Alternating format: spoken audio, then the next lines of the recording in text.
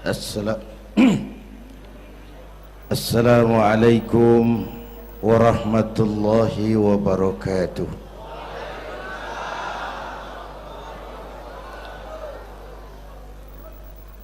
Alhamdulillahilladzi asra bi'abdihi laylan minal masjidil haram ilal masjidil aqsa.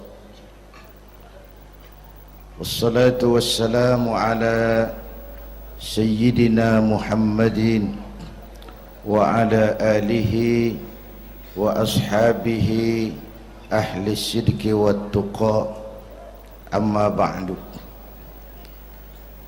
Para ulama, para habaib yang saya muliakan, wabil khusus Fadilatul Mukarram Sahibul Bait Kiai Haji Uci Turtusi, yang terhormat Bapak Wali Kota Tangerang Bapak Haji Wahidin Halim, hadirin hadirat ma'asyiral muslimin yang saya cintai.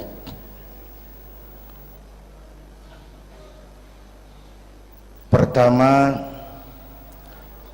Isra dan Mi'raj adalah peristiwa besar yang hanya bisa diterima dengan iman.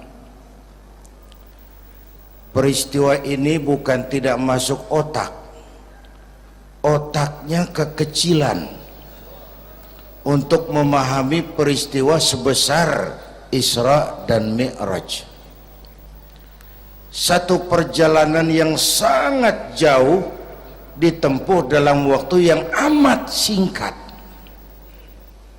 Menurut otak tidak mungkin, menurut kebiasaan tidak bisa, menurut pengetahuan impossible, menurut iman apa yang tidak bisa kalau Allah yang mau. Itulah sebabnya peristiwa yang dahsyat ini menurunkan perintah solat sebagai sandaran vertikal bahwa kita memang perlu Allah. Kita memang perlu Allah. Itu sebabnya tempo hari lewat TV saya katakan, hidup yang paling tenang itu hidup model tukang parkir. Baik, tingali itu. Oh, pakai tingali. Tukang parkir di pasar, coba lihat, biar mobil banyak, mereknya bagus-bagus, nggak pernah sombong. Belum selesai, dengerin dulu, belum selesai. Nanti mobil pergi satu demi satu, habis sama sekali, dia nggak sedih. Mobil banyak nggak sombong, mobil habis nggak sedih. Kunaon? Apa kunaon itu? Lah sok poho deui. Kenapa bisa begitu? Ini nyengir tapi mikir, Pak. Ada muatan ini. Tukang parkir tidak merasa memiliki, tapi merasa dititipi. Siapapun yang merasa memiliki mesti takut kehilangan. Tapi kalau merasa dititipi, jabatan, harta, anak, istri, itu semua sekadar titipan, hiduplah seperti tukang parkir. Pertama, titipan tidak boleh bikin kita jadi sombong. Dititipin kok sombong, nggak pantas dong. Pak Zainuddin titip mobil ya, silakan. Yang punya mobil pergi, saya petatang peteteng. Emangnya mobil kamu? Orang cuma nitip, dititipi kok sombong. Ada orang dititipi jabatan oleh Allah, sombong. Ada enggak? Ada enggak? Ada. Namanya Fir'aun. Tuh pejabat-pejabat sombong anak buah Fir'aun semua.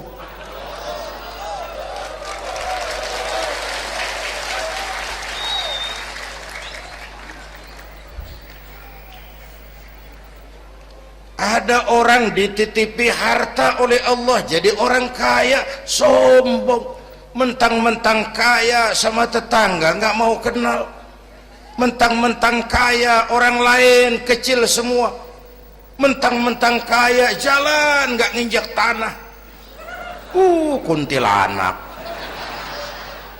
dititipin kok sombong, nggak pantas dong. Satu.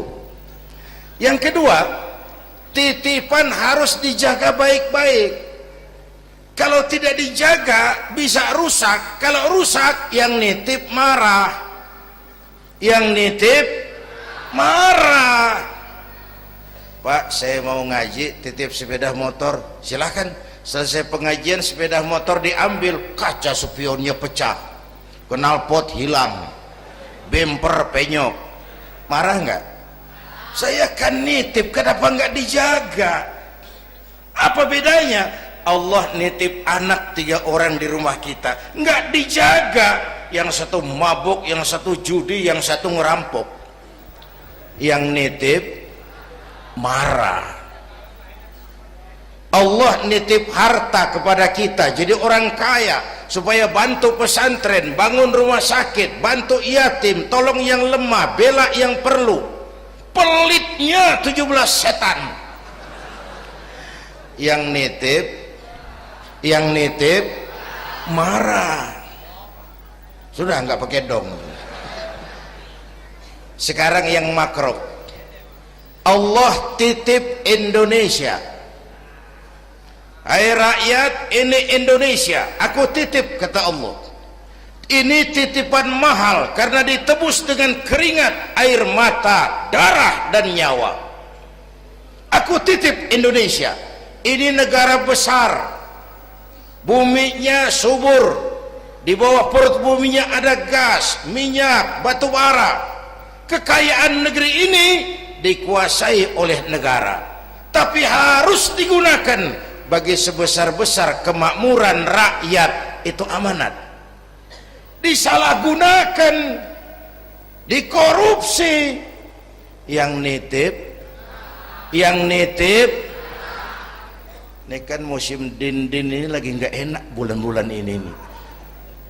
Nazarudin, Syarifudin, yang ceramah Zainuddin lagi ini.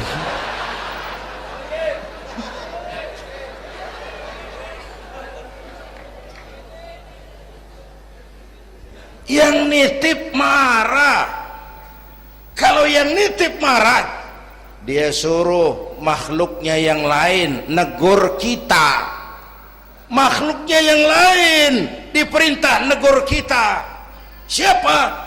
Merapi, batuk,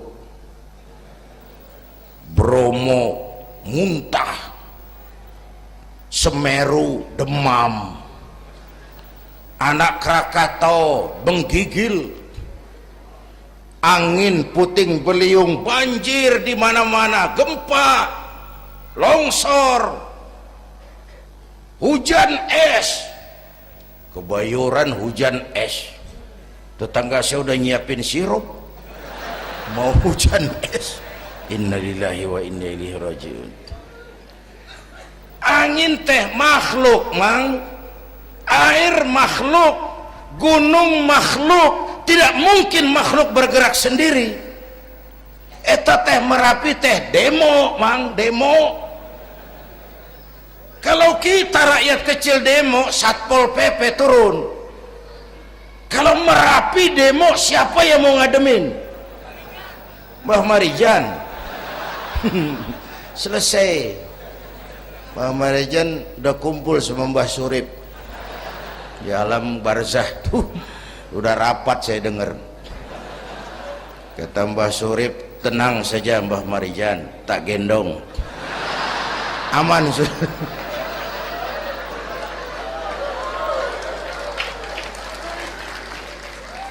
Apa artinya ini?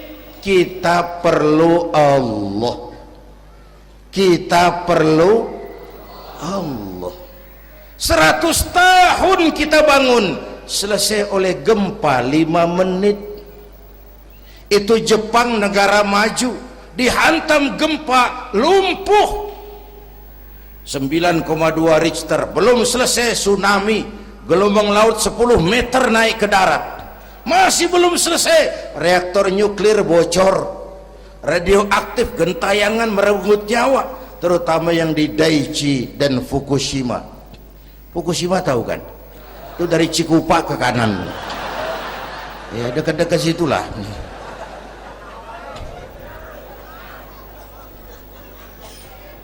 Kita perlu Allah. Paingan, apa paingan? Hah? Pantesan lah. Pantesan orang yang paling bersih hatinya Rasulullah, orang yang paling baik akhlaknya Rasulullah, orang yang sudah dapat jaminan ampun atas segala dosa Rasulullah. Tapi baginda Rasul kalau sholat malam bengkak kakinya karena rajin sujud. Saya perlu Allah. Dosa sudah diampuni, akhlak paling baik, hati bersih, tapi kalau sholat malam kakinya bengkak karena rajin sujud. Allahumma sholli alaihi. Saya tahu di pasar Kemis juga banyak yang kakinya bengkak.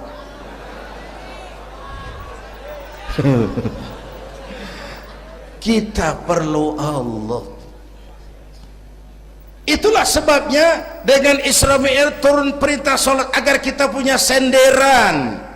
Saya senderan ke tiang, tiangnya roboh, saya jatuh. Saya senderan ke tembok, temboknya ambruk, saya jatuh.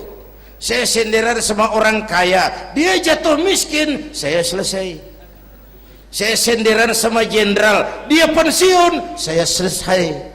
Tapi kalau saya senderan kepada Allah, Allah tidak akan pernah miskin, tidak akan pernah berkurang kekuasaannya, tidak akan pernah lumpuh, dan seterusnya. Karena itu memperingati Isra Mi'raj, ayo dengan semangat memantapkan keimanan.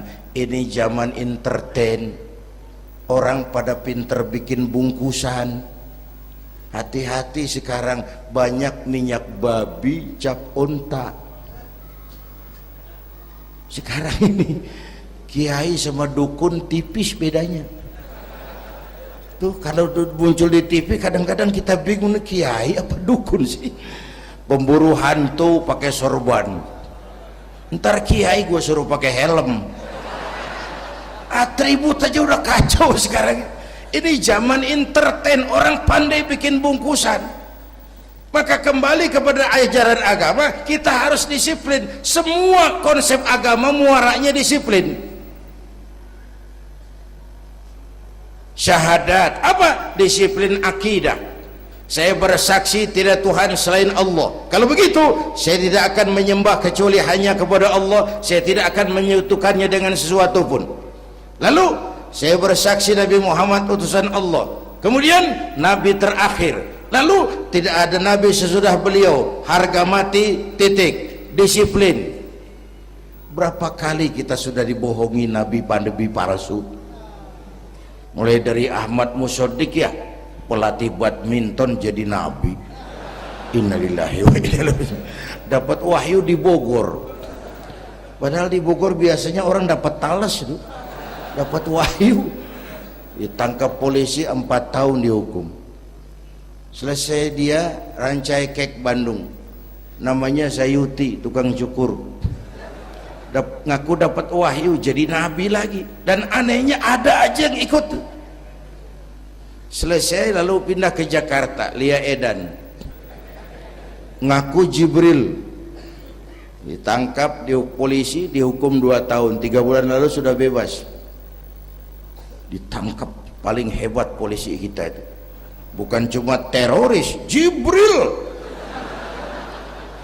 Di mana di dunia ada polisi nangkap Jibril kalau bukan?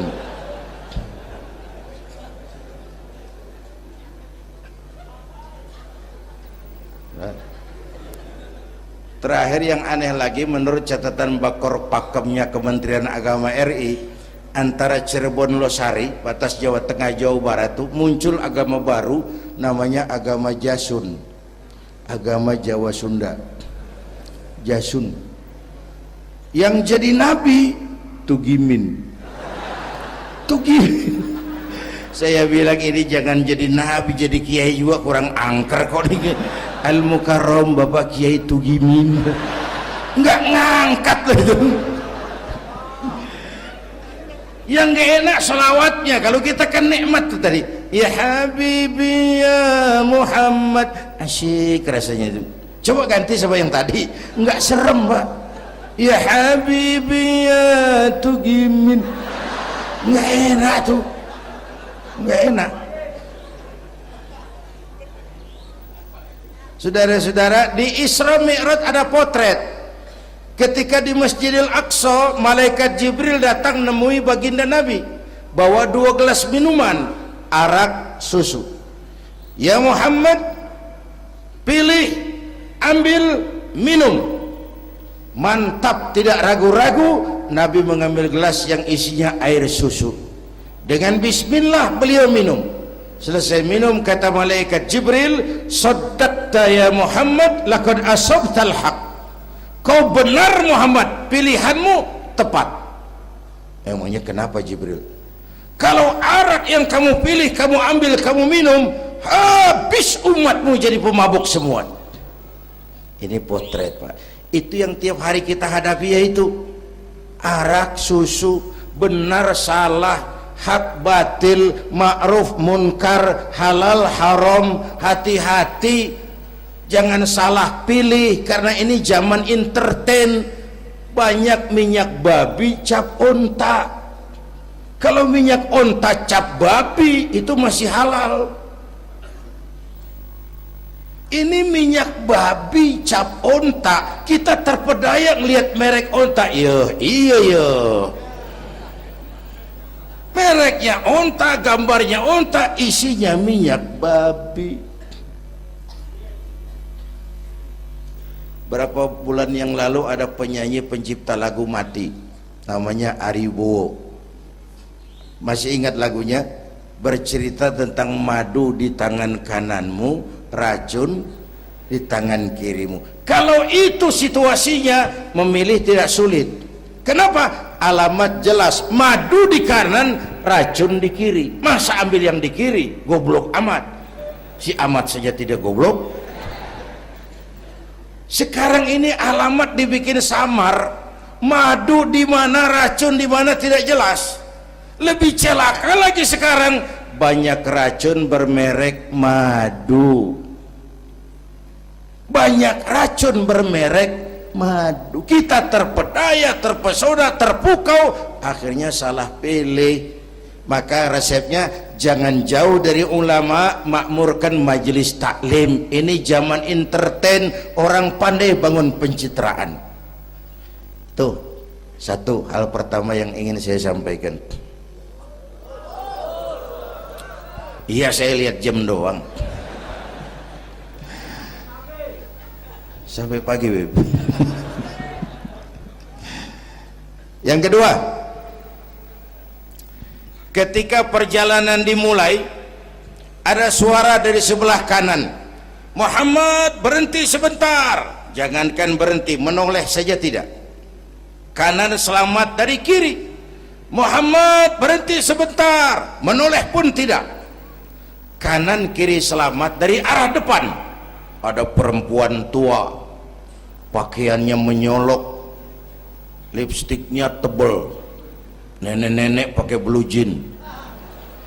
Muhammad berhenti sebentar, menoleh pun tidak. Sudah lewat, kata malaikat Jibril, untung kamu tidak menoleh Muhammad. Kenapa Jibril? Panggilan kananmu Yahudi, kalau kamu menoleh umatmu cenderung Yahudi. Panggilan kirimu Nasrani, kalau kamu menoleh umatmu gandrung kepada Nasrani. Itu perempuan tua dengan pakaian menyolok, itu dunia Muhammad. Dunia teh sudah tua, tapi karena dipoles, dibangun, dipoles, dibangun, dibangun, dipoles, orang nggak terasa kalau dunia sudah tua. Berebut harta, berebut warisan, sama juga berebut nenek-nenek. Makan habisin. Ini perjalanan, ini pun potret. Panggilan Yahudi, panggilan Nasrani, panggilan dunia, materialisme, hedonisme, berat sekarang ini. Berapa malam lalu saya masuk Serpong, saya senang lihat Serpong berubah jadi kota satelit, bangunannya bagus-bagus. Saya telisik, sekolahnya Don Bosco, Santa Maria, Santa Ursula, gerejanya mbahnya gereja dibangun di pojok itu. Serpong, awas panggilan Nasrani.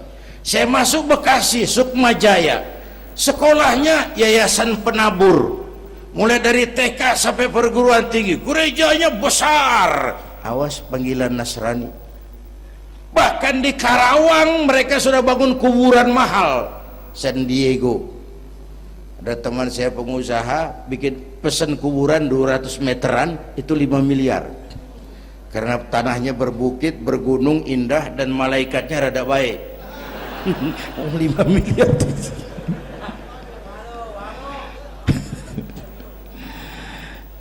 Panggilan Yahudi, siapa membantah?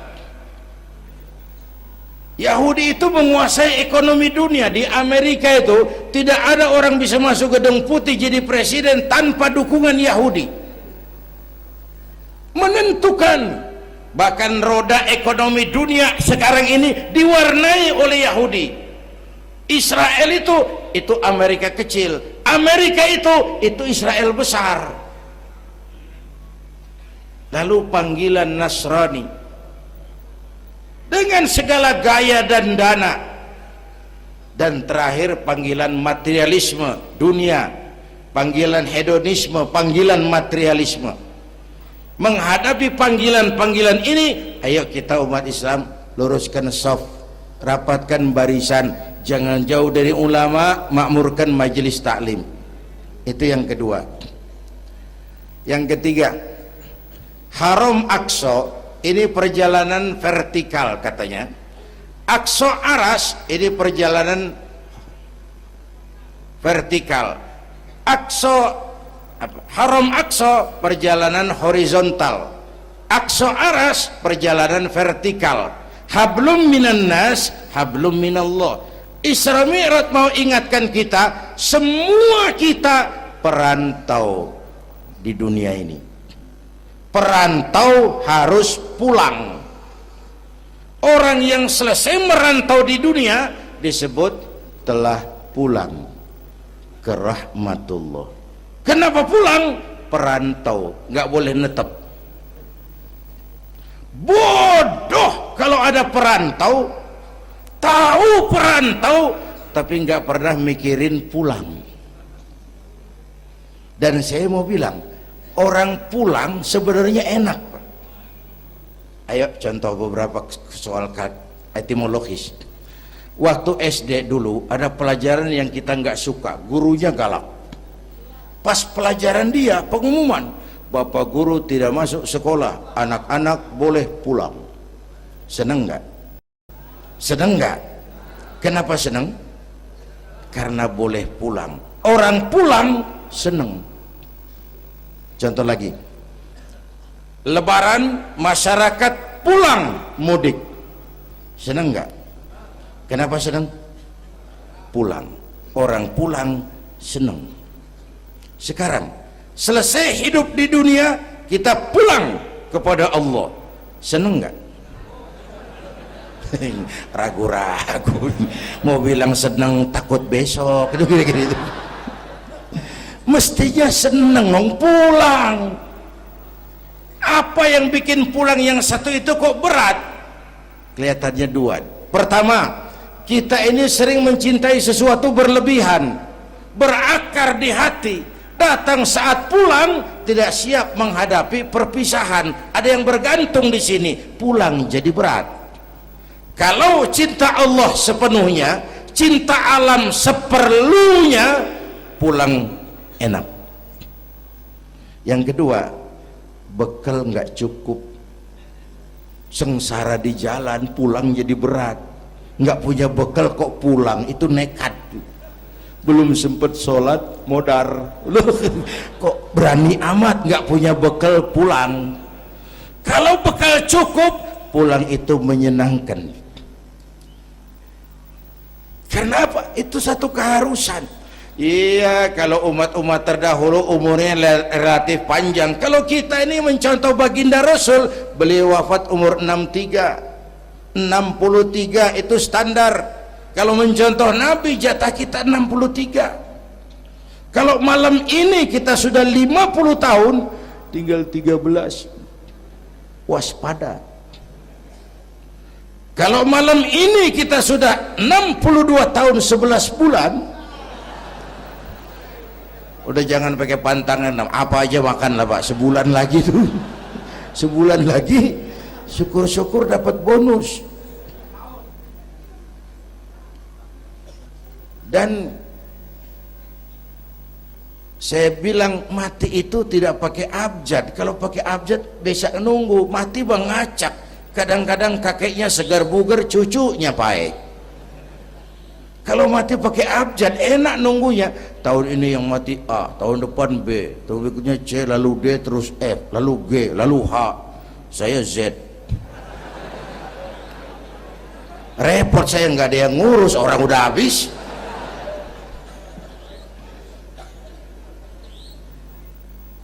Bapak Ibu hadirin, malah aneh. Jam 6 pagi sopirnya mati. Jam 10 siang, 4 jam kemudian Mbah Suripnya yang mati. Sebelum mati dia pesan sama teman saya W.S. Rendra, Mas, saya kalau mati tolong dikubur di bengkel teater Depok. Monggo, dikubur sama Rendra. Belum seminggu Rendra yang ngikut, mati. 1 bulan sebelum Rendra, lebih dahsyat lagi, Michael Jackson mati. The King of Pop, raja pop dunia, mati. Apalagi penyanyi keroncong, lebih mati lagi. Ada hidup sesudah mati, ada akhirat sesudah dunia. Semua kita perantau, dan perantau harus pulang.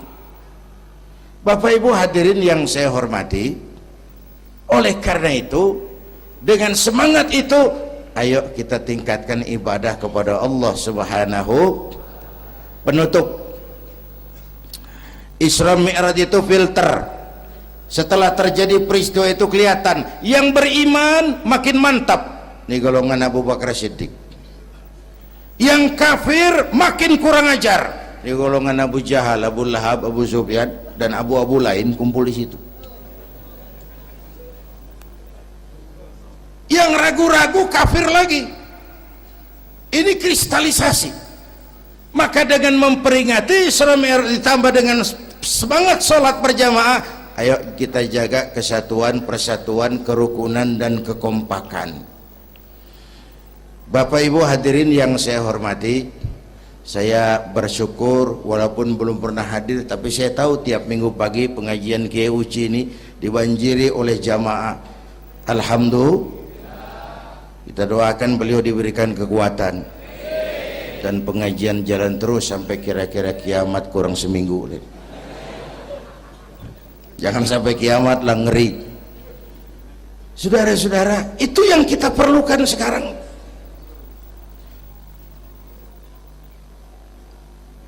Menjaga semangat kebersamaan seperti diajarkan di masjid ini. Coba baik tingali akhlak masjid. Siapapun masuk masjid, copot sendal, buka sepatu. Kenapa? Tidak ada warga kelas 1 di sini. Semua sama di depan Allah. Ini masyarakat yang mau kita bangun. Lurah masuk masjid, buka sepatu rah. Camat masuk masjid, buka sepatu mat. Wali kota masuk masjid, buka sepatu. Ini Pak yang ngomong dia tuh.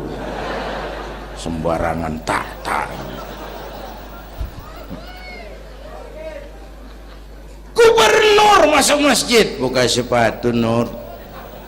Presiden masuk masjid, buka sepatu Den. Ini masyarakat yang mau kita bangun. Kan keadilan di negeri kita ini masih mahal. Hukum masih sering seperti pisau, tajam ke bawah, tumpul ke atas.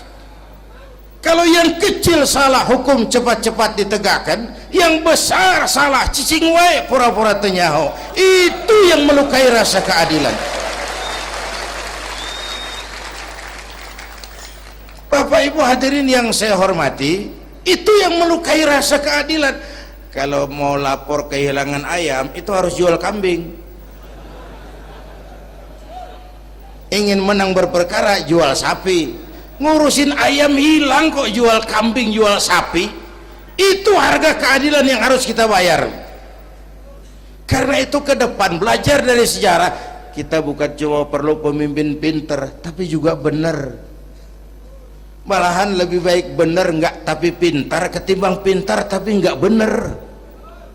Capek dibohongi pemimpin yang cuma pintar tapi enggak benar. Disuruh ngurus beras malah nimbun beras, disuruh ngurus laut jadi bajak laut, disuruh ngurus hutan rame-rame jadi orang hutan. Gitu. Kita rindu munculnya sosok-sosok macam Umar bin Abdul Aziz. Punten nih, itu Umar bin Abdul Aziz waktu terpilih jadi khalifah, yang pertama diucapkan innalillahi wa inna ilaihi raji'un. Terpilih jadi presiden bukan alhamdulillah, innalillah. Pagi dilantik, malam pesta. Pesta apa? Dangdut? Enggak. Pesta air mata. Di mana? Di mihrab dalam masjid, sujud sambil berlinang air mata. Istrinya tanya, "Bang?" "Iya sayang." "Oh, udah dengerin aja, orang improvisasi." "Iya sayang, abang kan sekarang jadi khalifah." "Kenapa nangis, Bang?" "Itu Fatimah, itu sebabnya saya nangis karena saya dipilih aklamasi secara sebagai khalifah. Setelah jadi pemimpin yang terbayang oleh saya, yatim piatu yang merintih kelaparan, janda-janda tua yang perlu bantuan, rakyat saya yang belum bisa menemukan haknya secara wajar, saya takut saya zalim kepada mereka. Saya nangis mohon pertolongan Allah." Pagi dilantik, malam pesta, tahajud. Esok harinya karena pemimpin baru, banyaklah pejabat-pejabat gubernur cari muka. Namanya presiden baru, ada yang kirim emas, pakaian mahal, berlian, mutiara, dikumpulkan sama istrinya. Umar tanya, "Fatimah?" "Iya bang." "Banyak hadiah yang kau terima?" "Banyak bang, intan, berlian, mutiara, emas." "Kau senang?" "Saya senang bang." "Oke, kalau kau senang itu hadiah intan, berlian, mutiara, kumpulkan sebanyak-banyaknya dan besok kita cerai. Tapi kalau kau sayang saya, itu hadiah intan, berlian, mutiara, jual, uangnya masukkan baitul mal untuk ngurus rakyat kita." Apa jawab istrinya? Istrinya pun istri beriman, gak mentang-mentang istri pejabat lalu ikut-ikutan borong proyek suaminya. Kata Fatimah, "Abang?" "Iya sayang." "Apalah artinya intan berlian tanpa engkau di sisiku bang?"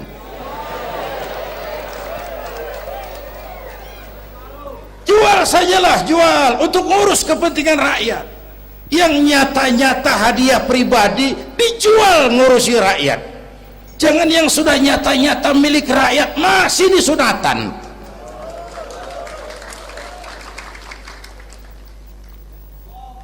Yang antik lagi, satu malam beliau kerja di kamar, pakai lampu templok, nulis. Datang seorang tamu, "Assalamualaikum ya Amirul Mukminin." "Waalaikumsalam." "Silakan duduk."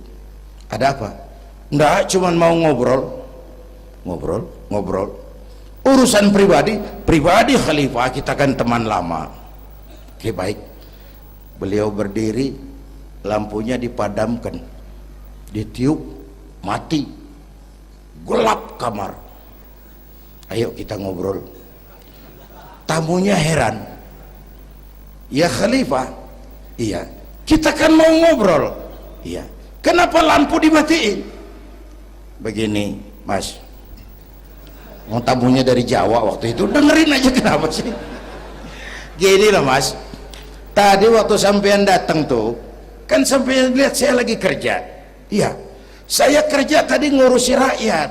Tentu saya kan pakai lampu, memang lampunya kan pakai minyak, pasti minyaknya kan beli, iyalah belinya pakai uang, tentu uangnya uang rakyat.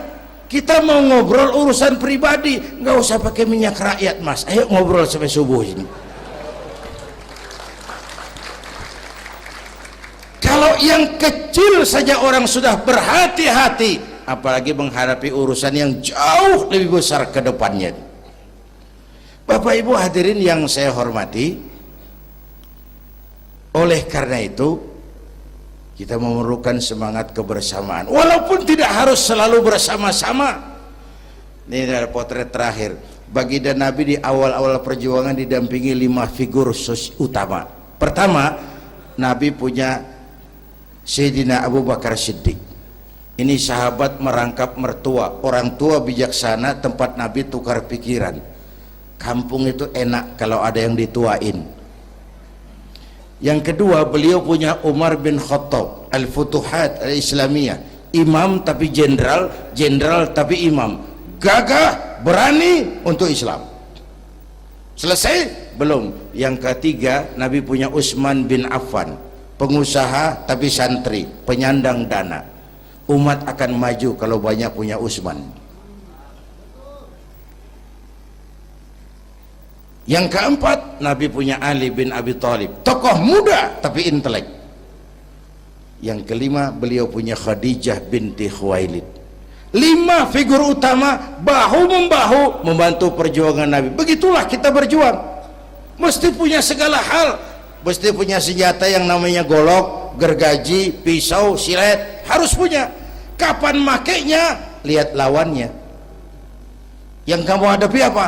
Kumis Pak, silet turun. Yang kamu hadapi apa? Akar kayu nangka Pak, kampak maju.